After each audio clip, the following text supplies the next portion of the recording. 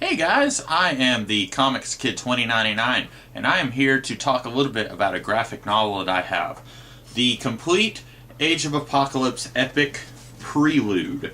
This is one of 4 or 5 books that collects all of the Age of Apocalypse stuff, and this is mainly just the Legion Quest storyline.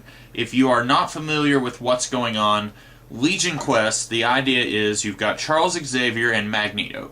20 years ago, they were best buddies, and then eventually they went down their separate paths. Magneto became a supervillain who wants to kill all the humans, and Professor Xavier became a beacon of hope for mutant kind, and he thinks that humans and mutants can live together in peace. Charles Xavier has a son who is kind of crazy. His name is David Haller, aka Legion. And Legion has been in a coma for a little while, and he seems to think that if he goes back in time 20 years and kills Magneto before he becomes a supervillain, then he can change the world. Magneto will no longer be there to interrupt Charles Xavier's dream. Charles will be able to fulfill everything that he has always wanted to do, and Legion seems to think that Charles will then be able to be a father for Legion.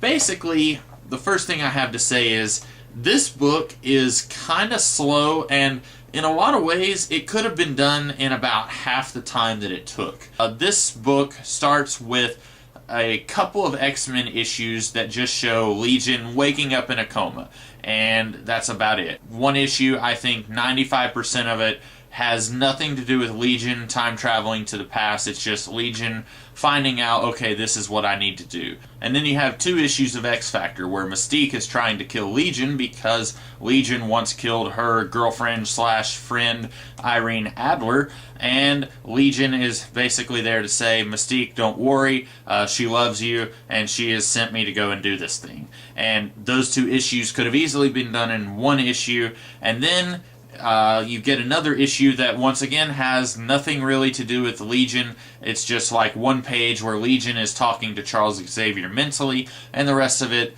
is nothing to do with that. I think it's Iceman going to talk with his father. I should go ahead and clarify that these storylines that have nothing to do with the Legion Quest story, they are not bad. They are decent stories. It's just that when you jump into this wanting to read about Legion going back in time and screwing up the space-time continuum, that's what you want to read about. You don't want to read about Iceman having a talk with his father and finding out that his dad is a bigot. Hey, those stories are decent stories, but you don't want to read that when you're coming in to read something entirely different. And then a little less than halfway into the book, we get into the main meat that you're wanting to come here for, where Legion finally goes back in time. He takes 4 of the X-Men with him, and then the rest of the X-Men are trying to prevent Legion from doing what he's doing. And meanwhile, Legion and the 4 X-Men who have gone back in time 20 years, they no longer have their memories. They basically know their names, and that's about it. And then near the end of the book, Legion finally remembers what he is there to do, just right around the same time when the X-Men who are trapped in the past remember what they're there to do. A big fight ensues, and then right when Legion is about to kill Eric Magnus Lyncher, Charles Xavier jumps in the line of fire, and Legion accidentally kills his own father. Then all of the X-Men and Legion who are there in the past, they disappear except for Bishop.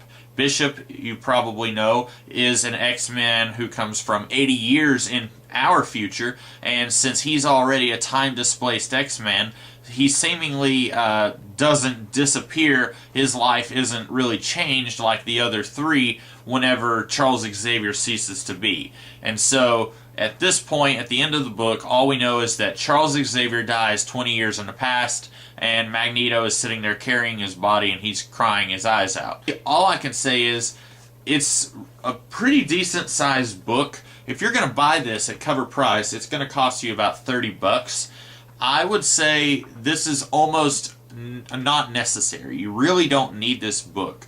If you just jump right into the Age of Apocalypse stuff, that's really where the story begins. This is definitely, if you don't know anything about the X-Men, you might be a little confused about what the Age of Apocalypse stuff is doing, what's going on there, and you might be wanting to know why is this happening, but I'm not going to suggest that you absolutely must read Legion Quest in order to understand the Age of Apocalypse. For one thing, I would say about half of this book is really just fluff that's there to kind of make it bigger than what it actually was. The Legion Quest story could have easily been done in 3 issues, easily. A lot of this, some of it is really good, but it doesn't need to be there. If you know absolutely nothing about this whole storyline, and you see this maybe at your local comic book shop or a used bookstore or something, and you see this book and you say, cool, an X-Men story with Apocalypse. No, not really. Apocalypse is in 1 page of this whole book. So if you want a really definitive Apocalypse story, this may not be the one. You might look for the future volumes in this series. I know this is like 1 of 4 or 1 of 5 books of this size, so Apocalypse will most definitely be in some of the later books, but he is not the central villain of this story. So if you want some really good, awesome Apocalypse stuff, this is definitely not the book for you. There is a little bit of incongruity, I guess you could say, where you go from 1 issue where the Beast and Professor X, they have just found out that Legion is awake and he is planning something. Then in the very next issue, you take a break from that and you go to Scott and Jean. They go to rescue Scott's grandfather in Alaska who has had a plane wreck. And like I say, that's a really nice issue. I really enjoyed that issue. It has absolutely nothing to do with the Legion Quest stuff. And it's kind of placed in an odd place because we just ended with a really crucial end of the issue bum moment, if you will, and then we take a nice little quiet break where Beast is just having a nice little breakfast with Scott and Jean, and it's like, wait a minute, aren't you needing to go and find Legion? Isn't that very important? And then you have something very similar to that where Warren Worthington III is wearing a costume, and then in the next issue in the book, he's wearing an entirely different costume.